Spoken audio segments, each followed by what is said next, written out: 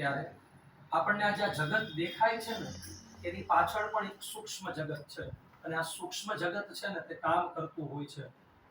આવા રુદ્રાભિષેક કર્મ, આ જે કંઈ પણ મંત્ર છે, આ મંત્રમાં એવી એવી ઉર્જા રહેલી છે કે જે ભાગ્યના તાળા જે બંધ છે ને એને સહજ રીતે છે ને ખોલી દે છે. મહિમ્નમાં ભગવાન શિવનું એક અદ્ભુત વર્ણન છે કે ભગવાન શિવ કેવા છે. આપણે ઈષ્ટદેવનું સામર્થ્ય, સ્વરૂપ અને સ્વભાવ ખબર હોય ને ત્યારે સહજ રીતે છે ને શ્રદ્ધા પ્રાપ્ત થાય. આપણે હમણાં તે મંત્ર પુષ્પાંજલિ બોલ્યા, એમાં શ્રદ્ધા પણ એક સંપત્તિ છે. જેમ રૂપિયા હોય ને રૂપિયા સંપત્તિમાં આવે, એમ શ્રદ્ધા અને વિશ્વાસ થવો ને તે પણ સહજ રીતે એક સંપત્તિ છે. વેદ વ્યાપી તારા ગણ ગુણિત ફેનોદ્ગમ રુચિ પ્રવાહો વારામ્યઃ દુષત લઘુ દૃષ્ટઃ શિવ શિખે. આ શ્લોકની અંદર આખા બ્રહ્માંડનું, યુનિવર્સનું વર્ણન છે.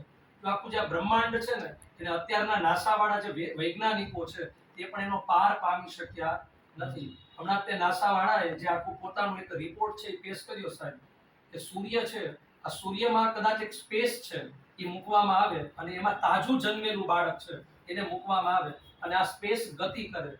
સ્પીડ કેટલી? તો કે 1 કલાકમાં 8000 કિલોમીટરની સ્પીડ. આપણા જે પ્લેન ચાલે છે ને એ 1 કલાકમાં 1000 કિલોમીટર માંડ ચાલે છે.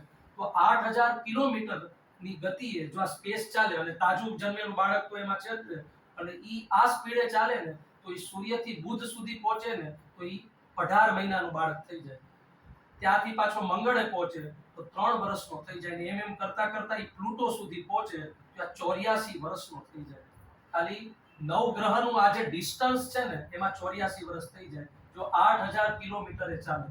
આ વાત થઈ ગઈ ડિસ્ટન્સની. હવે જો વેલોસિટીની વાત કરીએ એટલે કે કદની વાત કરીએ, 13 ગુરુ ભેગા થાય ને, 13 પૃથ્વી ભેગી થાય ને ત્યારે ગુરુનું કદ છે. એટલે જે માણસો આમ અભિમાન કરતા હોય, અહંકાર કરતા હોય ને, એ બ્રહ્માંડને જાણી લે ને તો આપણે કાંઈ નથી આ યુનિવર્સમાં. અને હજી તો 13 લાખ ગુરુ ભેગા થાય ને ત્યારે સૂર્યનું ઈ કદ થાય. અને એવા તો અનેક તારાઓ છે, સૂર્ય કરતા પણ મોટા. એક એન્ટારસ નામનો તારો છે. આ એન્ટારસ તારો આટલો મોટો છે, 13 કરોડ સૂર્ય ભેગા થાય ને આટલું આનું કદ છે.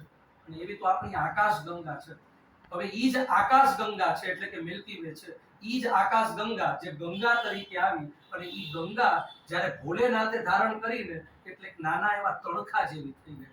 વિચાર કરીએ કે ભોલે બાબાનું કદ, એમનું દિવ્યમ વપુહુ, એમનું વિરાટ સ્વરૂપ છે તે કેવું હશે. ઈ જ ગંગા જ્યારે શિવજીની જટામાંથી વહી ત્યારે પૃથ્વી ઉપર આખી એવી વીંટળાઈ ગઈ કે પૃથ્વી દ્વીપ બની ગઈ. તો ભગવાન શિવનું જે દિવ્ય સ્વરૂપ છે ને ઈ અવિચારણીય છે. આમ કહેવાય કે વિચારથી પરાકાષ્ઠાનું છે. તો આને માપી કેવી રીતે શકાય? જો જેવી રીતે બ્રહ્માંડનું એકમ માપવું હોય તો એના માટે સૂર્યપ્રકાશ વર્ષ જોઈએ. સંગીતનું એકમ માપવું હોય તો જો ઋષિલભાઈ જે તબલા વગાડે છે તાલથી એને માપી શકાય. તો એવી રીતે ભગવાનનું એકમ કોઈએ માપવું હોય તો કેવી રીતે માપી શકાય? તો શાસ્ત્ર કહે છે શ્રદ્ધા અને વિશ્વાસથી. કારણ કે બુદ્ધિની ફૂટપટ્ટી છે ત્યાં ટૂંકી પડવાની. The almighty is beyond the boundary of intellect, speech and mind. શબ્દ, વાણી અને બુદ્ધિથી તે અતર્ક્ય વસ્તુ છે, પણ શ્રદ્ધા અને વિશ્વાસથી એને સહજ રીતે માપી શકાય. અને આપણે જેમ ભગવાન ઉપર અભિષેક કરતા હતા ને ત્યારે ભગવાન પર આપણા ઉપર અભિષેક કરતો તો વરસાદ થયો હતો. આ વરસાદ છે ને એ ભગવાન શિવે આપણા ઉપર કરેલો અભિષેક છે.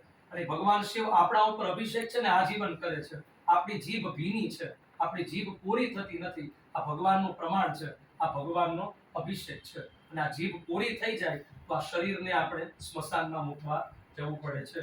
આવો ભગવાનને કહીએ કે આપની જે અનુભૂતિ છે દિવ્યમ વપુહુ, આપનું જે આ દિવ્ય શરીર છે એની અમને અનુભૂતિ કરાવો.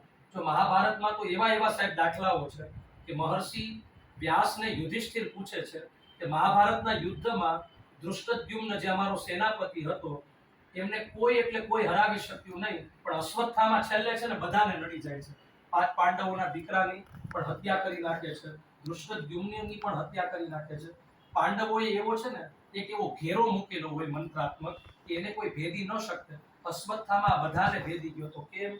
આવો પ્રશ્ન પૂછે છે મહર્ષિ વેદવ્યાસજીને. ત્યારે મહર્ષિ વેદવ્યાસજી કહે છે કે અશ્વત્થામા છે ને શિવ ઉપાસક છે. જે શિવનો ઉપાસક હોય ને એ ઇન્દ્રને હરાવી શકે. શિવનો ઉપાસક હોય એ ગમે તેવી રેખા હોય એને પણ ભેદી શકે. આ તાકાત છે ને, આ ઉર્જા શિવ ઉપાસનાથી. આપણે આજે મંત્રો બોલ્યા ને વૈદિક રુદ્રીના, આ તાકાત આ શતરુદ્રીયની છે. અને એટલા માટે આવી ઉપાસનાઓ છે, આવી પૂજાઓ છે ને, એ અનેક રસ્તાઓ કલ્યાણના છે એ ખોલી દેતી હોય છે. આવો ભગવાન શિવને માળકૌશ રાગમાં સ્તુતિ કરીએ. આ માળકૌશ રાગથી ભગવતી પાર્વતીએ ભગવાન શિવની સ્તુતિ કરેલી હતી. ભગવાન શિવનો રાગ છે, તો આવો માળકૌશ રાગથી ભગવાન શિવની સ્તુતિ એમની પ્રાર્થના કરીએ. સતસૃષ્ટિ તાંડવ રચયિતા નટરાજ રાજ નમો નમઃ.